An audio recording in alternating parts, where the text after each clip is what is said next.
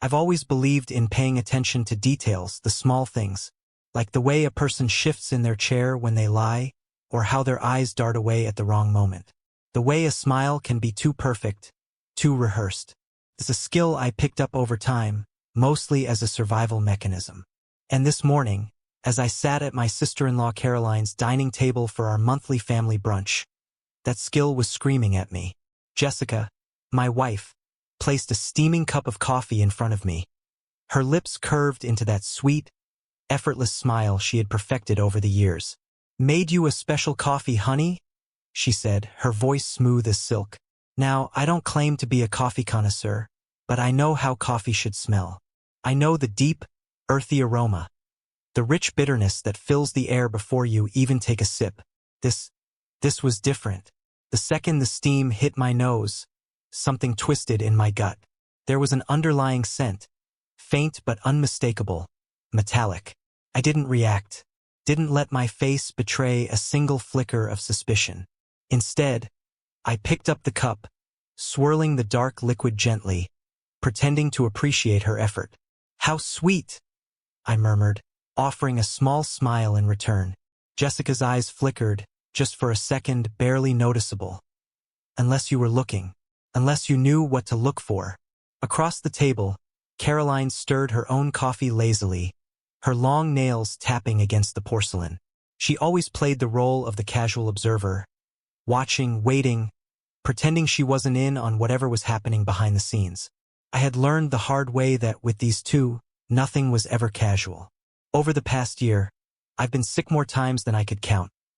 Stomach pains that kept me doubled over in bed, nausea so intense I could barely stand, emergency room visits with doctors scratching their heads, unable to explain why my body was betraying me.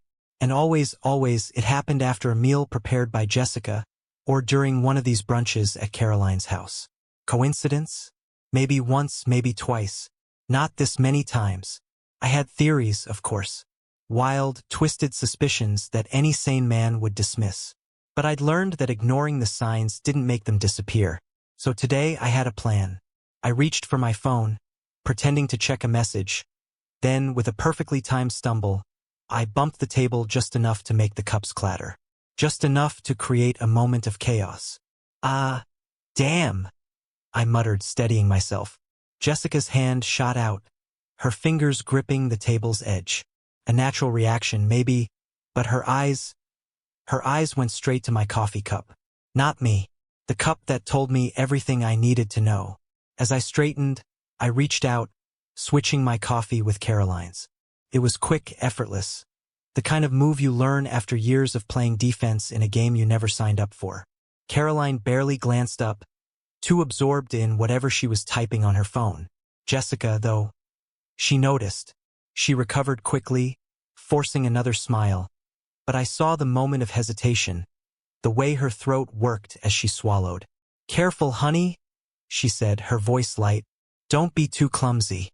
Wouldn't want you spilling that special coffee I made just for you." I chuckled, lifting the new cup to my lips, pretending to sip. The scent still lingered in the air, twisting my stomach into knots. But now it wasn't my problem anymore.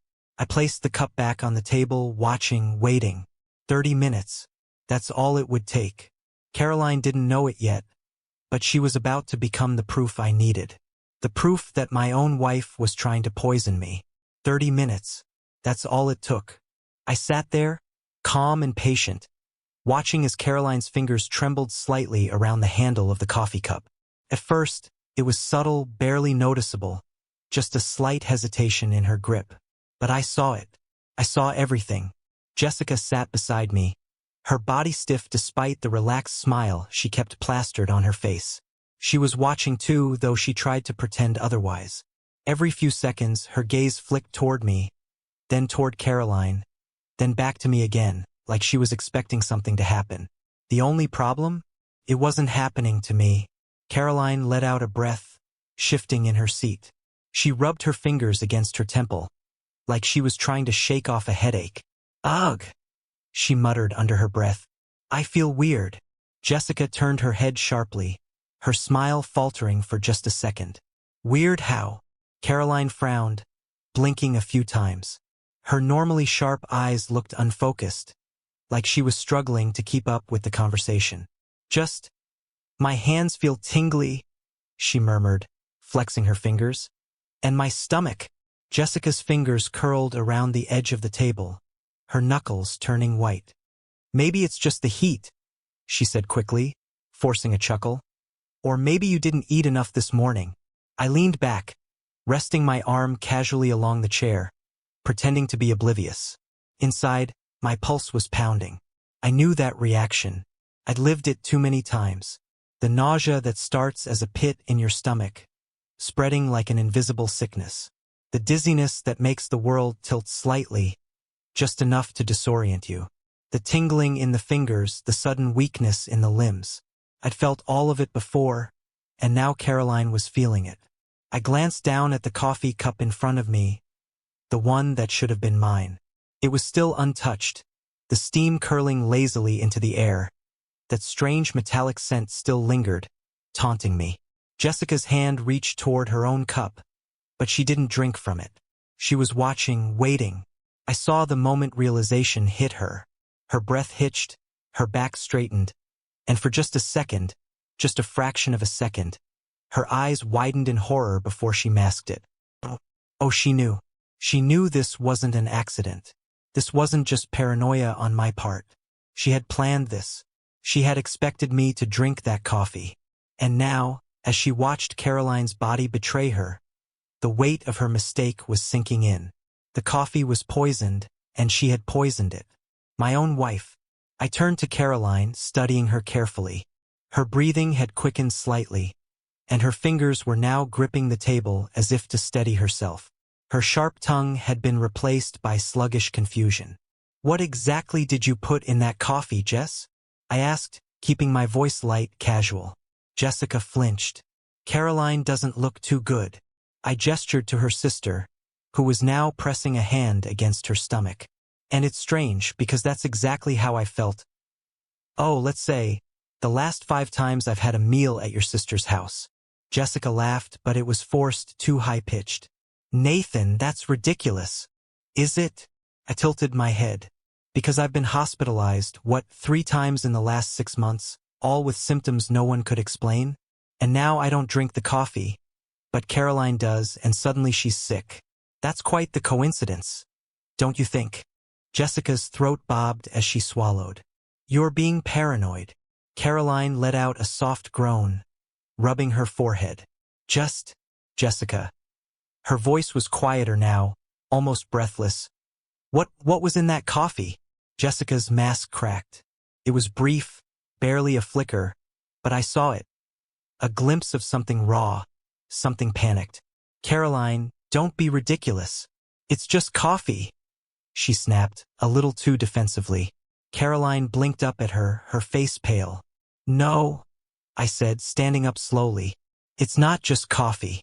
And you know that, don't you, Jessica? Her eyes darted toward me, then toward Caroline, then back again, trapped. I pulled my phone from my pocket, unlocking it with a quick swipe of my finger. The recording app had been running since the moment she set that cup in front of me. See, here's what's going to happen, I said evenly, my voice carrying across the table. I'm going to call an ambulance. Caroline is going to get the medical attention she needs.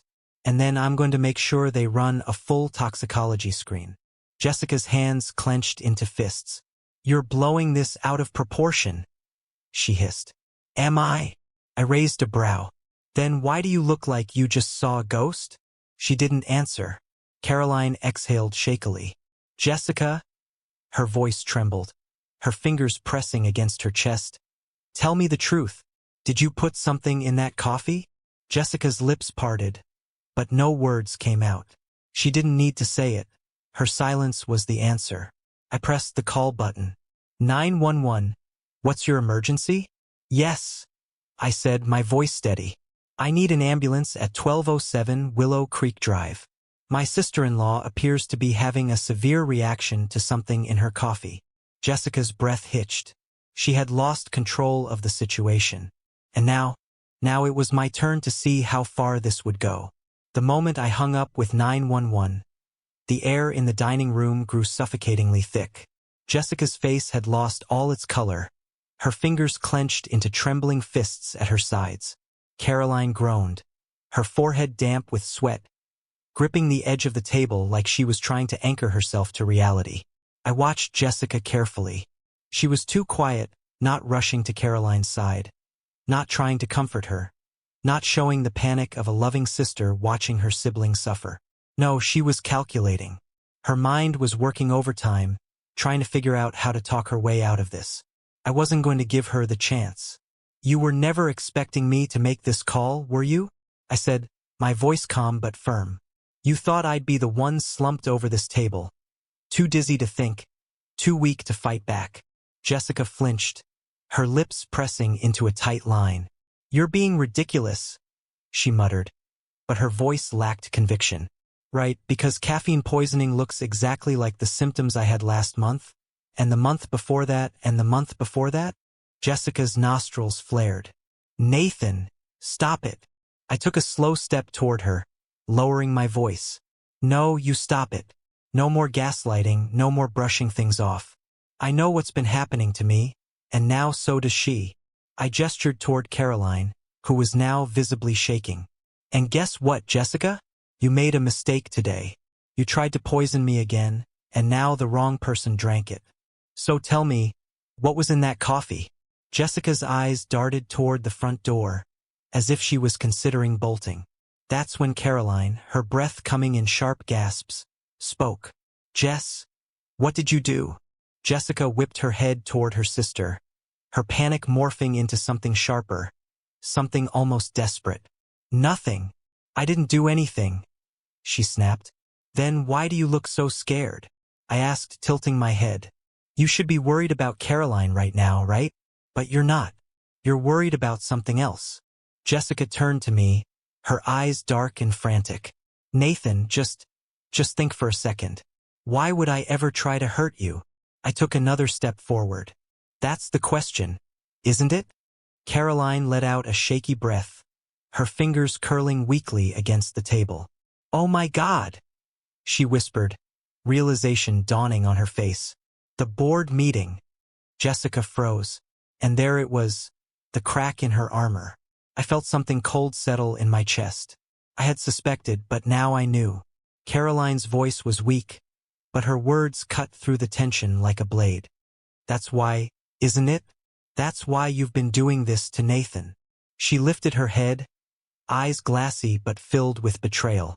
"You wanted him out of the way." Jessica clenched her jaw. "You don't know what you're talking about."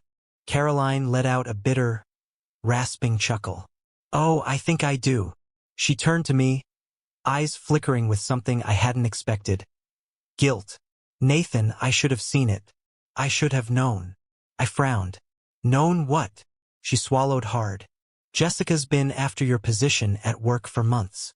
I exhaled slowly, my fingers curling into fists. Of course. The Henderson account, the biggest client of the year, the contract that had the potential to change everything. And I was leading the pitch.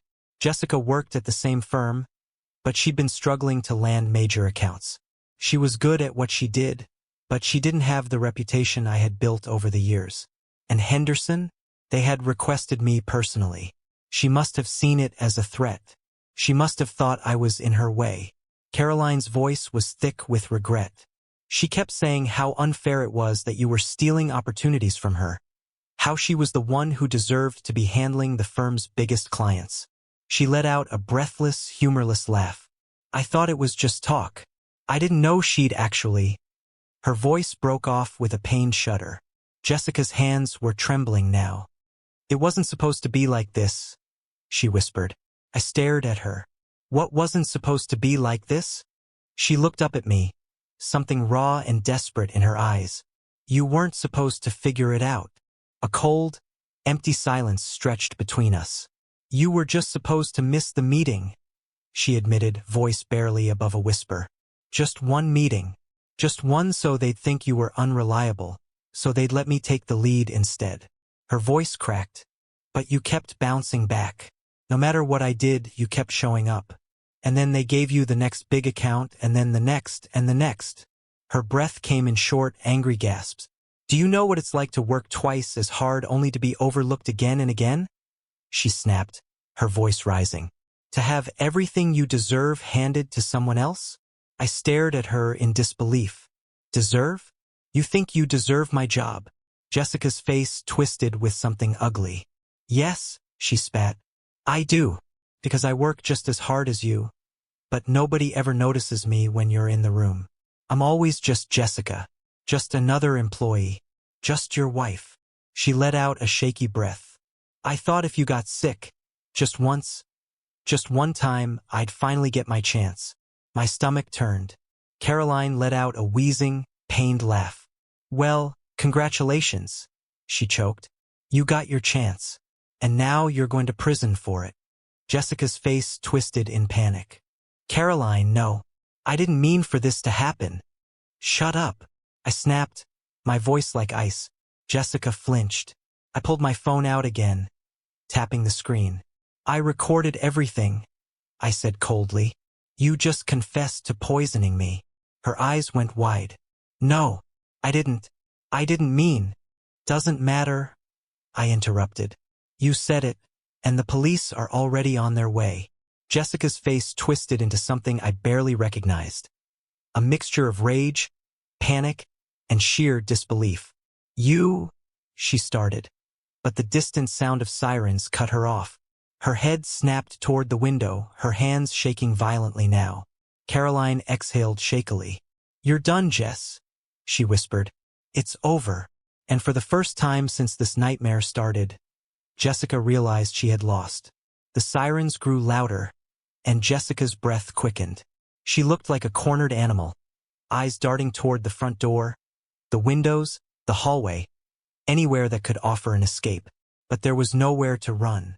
I didn't take my eyes off her as I stood by Caroline's side, gripping my phone like it was my lifeline, because right now, it was.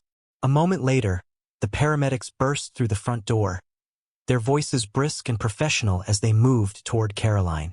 What are her symptoms? One of them asked, already kneeling beside her. She's dizzy, weak, nauseous. I listed, stepping back to give them space. Her hands have been shaking. She's having trouble keeping her balance. Caroline groaned as one of the medics checked her pulse, then flashed a light into her eyes. Her pupils are dilated, he murmured to his colleague. Possible toxic reaction. Jessica stood frozen in place, watching with wide eyes. Ma'am? The paramedic turned to her. Do you know what she's ingested? Jessica's mouth opened and closed, but no words came out. I do, I said calmly. She drank my coffee, the one my wife made specifically for me. The paramedic glanced at Jessica, his face unreadable. Do you know what was in it? Jessica's lips trembled. I just made regular coffee, she whispered. I pulled out my phone and pressed play on the recording. Jessica's confession echoed through the room. You were just supposed to miss the meeting. Just one. So they think you were unreliable. The paramedic's head snapped up, his expression shifting immediately. What had been neutral concern turned to something much more serious. We need to get her to the hospital now. Two medics lifted Caroline onto a stretcher as she whimpered in pain. I'll ride with her, I said quickly. Jessica took a step toward me, her face pale. Nathan. I turned on my heel and walked away, leaving her standing there as the police car pulled into the driveway. The ride to the hospital was tense. Caroline's breathing was shallow, and every few minutes she shivered violently despite the blanket wrapped around her. I sat beside her, watching helplessly as the medics administered oxygen, monitoring her vitals. Nathan. Her voice was faint. You knew, didn't you? I swallowed. I had my suspicions. She let out a weak, bitter laugh. Guess we both learned the hard way. I didn't respond. There was nothing to say. The moment we arrived at the hospital, nurses rushed her into a treatment room while a doctor peppered me with questions. What she ate, what she drank, when the symptoms started. I told them everything. Then I handed over my phone. I recorded her admitting to it. I told the attending physician, check Caroline's toxicology report. I'd bet my life this isn't the first time my wife has done this. The doctor's expression darkened. We'll run every test necessary. 2 hours passed. I sat in the waiting room, my hands clasped together, my thoughts spiraling. I replayed everything in my head. The months of illness, the lies, the dismissals, the careful way Jessica had orchestrated it all. The pieces fit too well. She had planned this, every single step of it. She hadn't just wanted me to miss one meeting. That had been the start. But when that failed, she had escalated. Each time the symptoms grew worse. She had been slowly pushing, testing, seeing how far she could go without getting caught. And now, finally, she had gone too far. A door swung open, pulling me from my thoughts. Dr. Phillips? A tall woman with sharp eyes and silver-streaked hair walked toward me. She's stable, she said without preamble. We were able to flush most of the toxins from her system. She's weak, but she'll recover. I exhaled a breath I hadn't realized I was holding. Dr. Phillips studied me for a moment. You were right to be concerned. The toxicology report confirmed the presence of a non-lethal but highly potent compound, one that shouldn't be in any food or drink. We're running further analysis, but the initial results are alarming. My jaw clenched. How alarming? She hesitated, then handed me a tablet. The screen showed a list of chemical compounds, medical terms I barely understood, except for one word, rodenticide. Rodenticide, I said, my voice barely above a whisper. Dr. Phillips nodded grimly. A slow-acting poison often used in pest control. In small doses, over time, it causes fatigue, nausea, muscle weakness. But in concentrated amounts, she met my gaze. Could be fatal. My stomach churned. She hadn't just been trying to sabotage me. She had been trying to kill me. Would you be willing to speak with law enforcement? The doctor asked. I let out a slow breath. I already have evidence, and I'm not stopping until she pays for what she's done. Dr. Phillips nodded, as if she had expected nothing less. Just then, a voice broke through the hospital's quiet hum. Nathan! I turned, and there she was, Jessica, standing at the entrance of the waiting room, her hair slightly disheveled, her breathing uneven. 2 uniformed police officers flanked her, their hands resting on their holsters. Don't say a word, one of them instructed. Jessica's eyes locked onto mine, filled with something I couldn't quite decipher. Fear, desperation, remorse. I didn't mean to, she whispered. My blood ran cold. The officer nearest to her stepped forward. Nathan Bennett, we need a formal statement from you. I stood up, leveling my gaze at my wife, the woman I had once trusted, the woman who had loved me, or at least pretended to. Don't worry, I said, my voice steady. I'm ready to talk. Jessica's lips parted, as if she wanted to plead, beg. But she knew she had already lost. The officer turned to her. Jessica Bennett, you're under arrest for attempted poisoning, reckless endangerment, and conspiracy to commit harm. The words echoed through the hallway. Jessica inhaled sharply. Nathan, I held up a hand. Just don't. Her face crumbled. I turned away from her as the officers led her down the hall, their footsteps heavy against the tile floor. Dr. Phillips placed a hand on my shoulder. This isn't over yet, she murmured. I nodded. No, it wasn't over. But for the first time in a long time, I wasn't the one at risk. Jessica was, and she was going to pay for what she had done. The hospital's fluorescent lights buzzed faintly above me as I walked into the small, sterile interrogation room. The walls were painted a dull beige, the air heavy with an unsettling stillness. Across the metal table, Jessica sat, her wrists handcuffed, her posture stiff. She looked different, not just physically, though the stress of the last few hours had certainly taken its toll. Her hair was messier than I'd ever seen it, her eyes rimmed with exhaustion. But it was something deeper. For the first time in our marriage, she looked small. Jessica had always been calculated, always controlled. She was the kind of woman who never let a single strand of hair fall out of place, who could walk into a room and command attention with a single glance. But now she was sitting in a police interrogation room, waiting to hear just how much of her life was about to collapse. I sat down across from her, folding my hands on the table. She didn't meet my gaze. "Why, Jessica?" I asked, my voice low but firm. Her shoulders tightened. "Don't act like you don't know," she muttered, still refusing to look at me. "I want to hear it from you." Jessica let out a breath, sharp, shaky.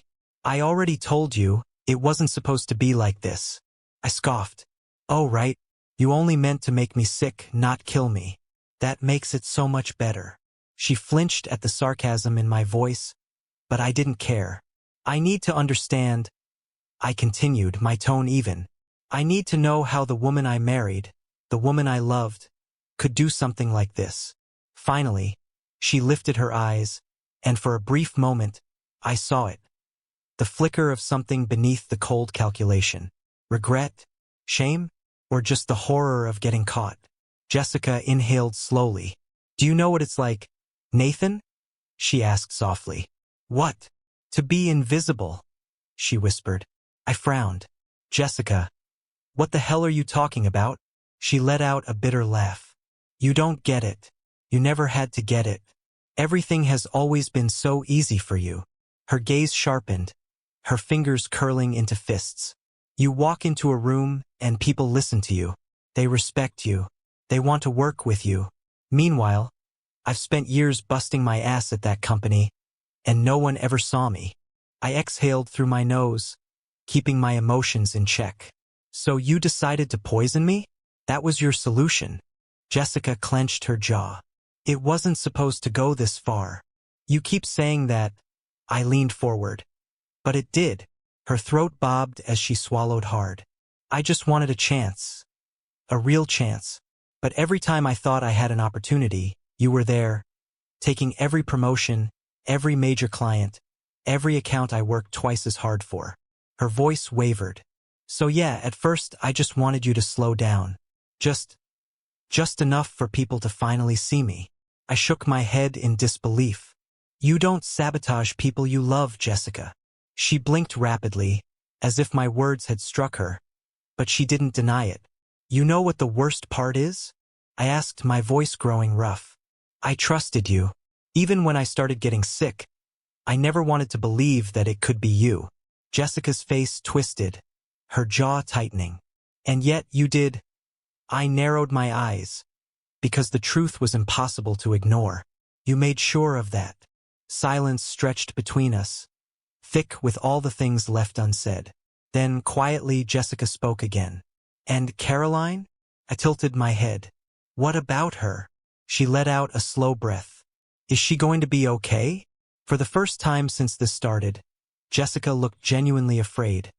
Not for herself, but for Caroline. "She's stable," I said carefully. "But she could have died." Jessica's lips parted slightly, her hands trembling against the table. "She wasn't supposed to drink it," she murmured, almost to herself. "It was never meant for her." I leaned forward. "And I was never supposed to figure it out. But here we are." Jessica's gaze met mine, and for the first time, I saw real remorse in her expression. But it wasn't enough. Not even close. "Do you regret it?" I asked. She exhaled sharply. "Getting caught?" "Yes." I let out a cold laugh, shaking my head. "Of course. Because if I had just gone along with it, if I had kept drinking whatever you put in front of me, I'd still be sick. You'd still be winning, right?" Jessica didn't answer. "That's what I thought." Another long silence passed. Then Jessica took a deep breath, squaring her shoulders. "I should talk to my lawyer," she muttered. I stared at her for a moment, then nodded slowly. "Yeah, you should." I stood up, pushing the chair back. Jessica's eyes flickered with something. Maybe she had expected me to say more. Maybe she had hoped for some kind of absolution. But I wasn't offering it. Not after everything. "I'm done, Jessica." My voice was firm, unwavering. "You made your choices. Now you have to live with them."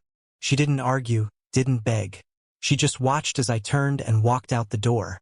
The second I stepped into the hallway, the weight on my chest lifted. Jessica had spent months trying to tear me down, trying to make me weak. But she hadn't won. I was still standing. And now I was ready to watch her fall. The moment I walked out of that interrogation room, I knew there was no going back. Jessica's betrayal was no longer a suspicion, or a nightmare that haunted me in the quiet hours of the night. It was real, and now she was going to pay for it. Detective Morrison, the lead investigator, met me just outside the room. He was a tall, broad-shouldered man with tired eyes, the kind of cop who had seen far too much of the worst parts of humanity. "Well," he said, exhaling as he flipped through a small notepad. "That was interesting." I crossed my arms. "You heard everything?" He nodded. "Every damn word." Jessica's confession, what she said, what she didn't say, was enough to confirm what I already knew. This wasn't just some misunderstanding or a desperate woman making a mistake. It was intentional. Morrison shut his notepad and gave me a long, assessing look. "We're moving forward with formal charges. But we need more than just her words to ensure this sticks in court." I squared my shoulders. "What do you need?" He motioned for me to follow him down the hall. "We've already gotten a warrant for a search of your home," Morrison explained as we walked. "If she's been poisoning you for months, she had to keep whatever she was using somewhere. The toxicology report from your sister-in-law already confirmed foreign substances in her system, ones that don't just end up in coffee." I clenched my jaw. "So, if we find the source, then we have a rock-solid case?" Morrison confirmed. We reached the main hospital entrance, where two uniformed officers stood beside their patrol car, waiting. My heart pounded against my ribs as the reality of the moment settled in. Jessica's life, the one she had so carefully built, so desperately protected, was about to come crumbling down. And for the first time, I didn't care. When we arrived at the house, it was surreal walking into what had once been my home. The officers moved through the rooms with practiced efficiency, opening cabinets, drawers, even checking behind the fridge. I stood in the doorway of our bedroom, watching as one of the officers went through Jessica's nightstand. "You lived with her every day," Morrison said beside me. "Did she ever seem nervous? Like she was hiding something?" I let out a slow breath. "She was careful, very careful. She never left anything obvious out in the open. But I knew Jessica, and I knew she wasn't invincible." We moved to the kitchen next. One officer was already digging through the spice cabinet, another checking the pantry. The detective in charge of collecting evidence turned to Morrison. "We've got something." I followed them to the lower cabinet near the sink. The officer pulled out a small black box, setting it carefully on the counter. It looked unremarkable at first, just an ordinary storage container. But when they opened it, the air in the room shifted. Inside were bottles, small, carefully labeled vials of substances I didn't recognize. Some with their original pharmaceutical labels, others without. Morrison picked one up, his expression darkening. "This," he said, handing it to the evidence tech, "isn't something you buy at a grocery store." I stared at the collection, my stomach churning. All this time, Jessica had been keeping stock of whatever she had been using on me, like I was some experiment. One of the officers handed me a piece of folded paper. "You might want to see this." I unfolded it, my hands tightening around the edges. It was a list, dates, dosages, effects. She had documented everything. Every single time I had fallen ill. Every headache, every emergency room visit, every unexplained sickness. Jessica had written it all down like she was conducting some kind of sick, twisted study. Morrison let out a low whistle. "Well, this is damning." I swallowed hard, feeling my pulse roar in my ears. "You're telling me?" The realization hit me like a truck. She never planned on stopping. If I hadn't switched that cup with Caroline's, if I hadn't started questioning things, would I have survived the next dose? Would she have gone all the way? The thought sent ice through my veins. Morrison motioned to the officers. "Bag all of it. We're done here." Back at the station, I watched from a distance as Jessica was led from her holding cell to a different interrogation room. She didn't fight, didn't try to run, but when she caught sight of me through the window, she hesitated for just a moment. I saw something flicker in her eyes. Regret, or just fear of what happens next? Detective Morrison gestured for me to step inside the observation room. From here, I could see and hear everything, but Jessica couldn't see me anymore. He sat across from her, setting the black box on the table with a thud. Jessica's entire body tensed. Morrison leaned forward. "You recognize this, don't you?" She didn't answer. "You kept records," he continued, tapping the sheet of paper I had read earlier. "You documented every time you poisoned your husband. The amounts, the effects, even how much stronger you needed to make it each time." Jessica's jaw tightened. Morrison tilted his head. "Tell me, Jessica, was there ever going to be a point where you stopped? Or was Nathan just a problem you were planning to permanently remove?"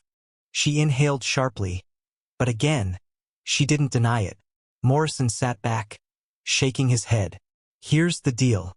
You're facing multiple charges, and trust me, none of them are going away. The evidence speaks for itself." He gestured to the vials. "These chemicals don't just end up in someone's coffee by accident." Jessica's hands trembled slightly in her cuffs. I wasn't trying to." "Save it," Morrison cut in. "The only thing left for you to decide is whether you want to fight this in court or cooperate."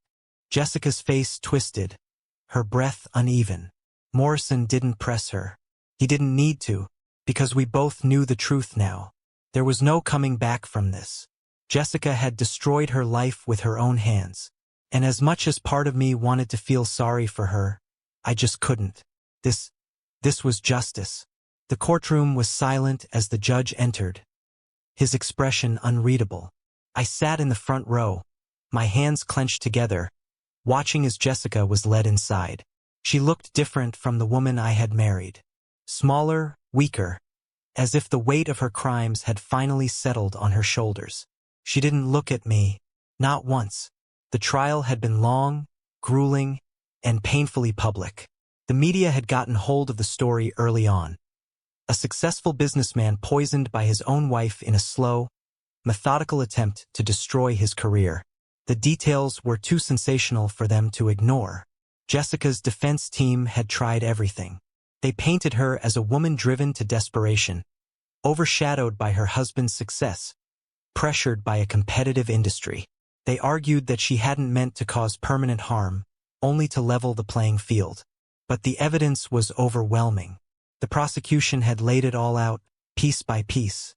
The toxicology reports, the substances found in Caroline's system, were traced directly to the vials recovered from our home. The slow-acting poison had been used in varying doses, just enough to cause sickness without immediate suspicion. The recordings. My secret recordings from the brunch, where Jessica confessed to sabotaging me, were played for the jury. The sound of her voice, laced with frustration and entitlement, sealed her fate. The documented pattern, the handwritten notes from our kitchen cabinet. Jessica's detailed log of my symptoms had been particularly damning. The prosecutors called it a systematic experiment in cruelty. The witness testimonies. Caroline had taken the stand, her voice shaking as she recounted how Jessica had dismissed her concerns over the years. My colleagues from work testified about my unexplained illnesses, my declining health, and how Jessica had subtly planted doubts about my reliability. When the lead prosecutor delivered his closing statement, I knew it was over. "This was not an accident," he said firmly, pacing the courtroom floor. "This was premeditation. Jessica Bennett did not act out of desperation. She acted out of calculation. She saw an obstacle, her husband, and instead of working harder, she tried to eliminate him." Jessica sat stone-faced as the jury was dismissed to deliberate. It didn't take them long. 2 hours later, they returned. The judge asked the foreperson to read the verdict. My heart pounded in my chest.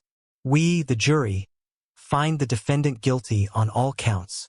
Jessica inhaled sharply, her mask finally cracking. I let out a slow breath, closing my eyes for just a moment. It's over. The judge wasted no time. Given the overwhelming evidence, Jessica was sentenced to 25 years in prison without the possibility of parole. The words echoed in the courtroom. A final, undeniable truth. I didn't celebrate. I didn't cheer. Because in the end, no one won. Jessica had lost her freedom, her career, and everything she had once valued. And me? I had lost a woman I had once loved. After the sentencing, I stepped outside the courthouse, the crisp air biting against my skin. Reporters were already swarming, their cameras flashing as they shouted questions. How do you feel now that justice has been served? What would you say to Jessica if you had the chance? I ignored them, because the truth was, I didn't feel anything. Not relief, not anger, not even satisfaction. Just exhaustion. A soft voice pulled me from my thoughts. Nathan. I turned. Caroline stood a few feet away, her face pale but steady. She was still recovering, but she looked stronger than she had that day at the hospital. You okay? I asked. She let out a small, bitter laugh. Am I okay? My sister just got sentenced to prison for trying to poison my brother-in-law. So, no, not really. I sighed. Yeah, same here. For a long moment, neither of us spoke. Then Caroline shook her head. I don't understand her, she murmured. She had everything. A good career, a husband who loved her, a life she built from nothing, and she threw it away. I didn't respond right away because I didn't understand it either. I think, I said finally. Jessica convinced herself that nothing she had was ever enough. Caroline exhaled, rubbing her arms against the cold. You think she regrets it? I thought back to the courtroom, to the way Jessica had stared blankly at the table as the judge read her sentence. I don't know, I admitted, but it doesn't really matter anymore. Caroline nodded. Because in the end, Jessica's regrets wouldn't change anything. She had made her choices, and now she had to live with them. Months passed. Life slowly moved forward. Jessica's trial had been a spectacle, but soon people found new stories to obsess over. The headlines faded, the whispers at work quieted, and I healed. It wasn't instant. It wasn't easy. But day by day I rebuilt. The Henderson account, the very contract Jessica had tried to sabotage, ended up solidifying my career. After hearing about the trial, the firm doubled down on their trust in me, offering more opportunities, more clients, more success than I had ever imagined. Jessica had tried to destroy me, and in the end, all she had done was make me stronger.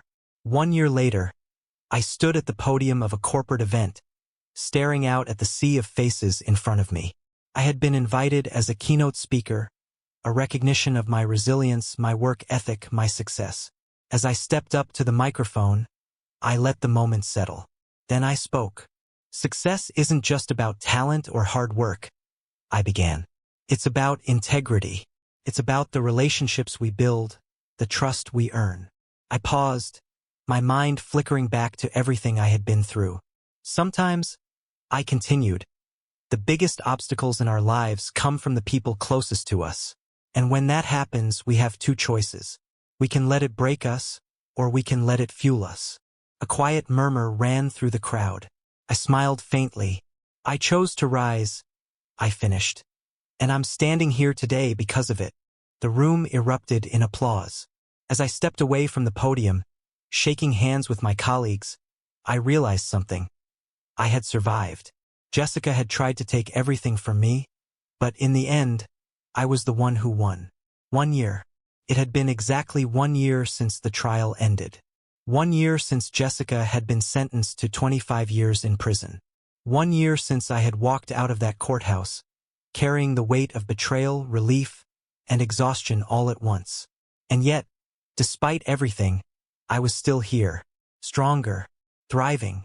I took a slow sip of my coffee, the first cup I had truly enjoyed in a long time, before setting it down on the polished mahogany desk in front of me. My office was quiet save for the distant hum of traffic outside the high-rise window. The skyline stretched before me, a reminder of how much had changed in just 12 months. A year ago, I had sat in this very chair, my mind clouded with doubt, betrayal eating away at me like a slow poison. My career had been in shambles, my personal life even worse. I had spent months questioning everything. How I could have been so blind, how I had let someone I loved so deeply turn against me. But that was then.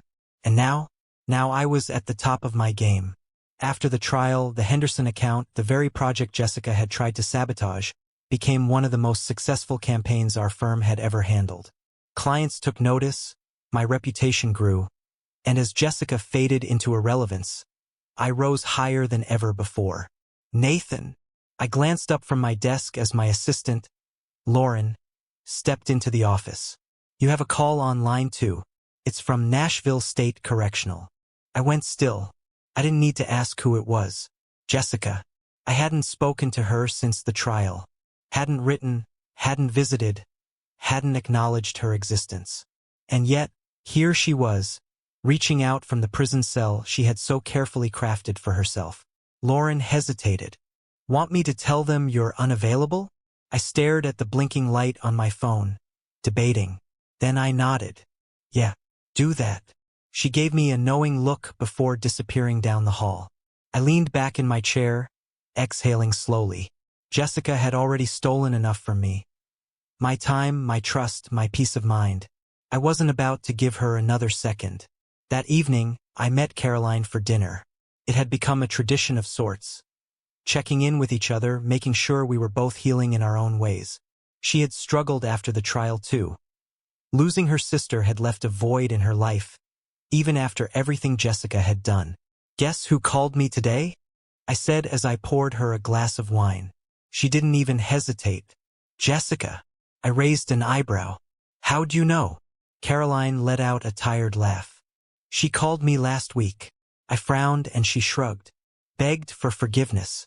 Said she regretted everything. Asked if I could help her get an appeal.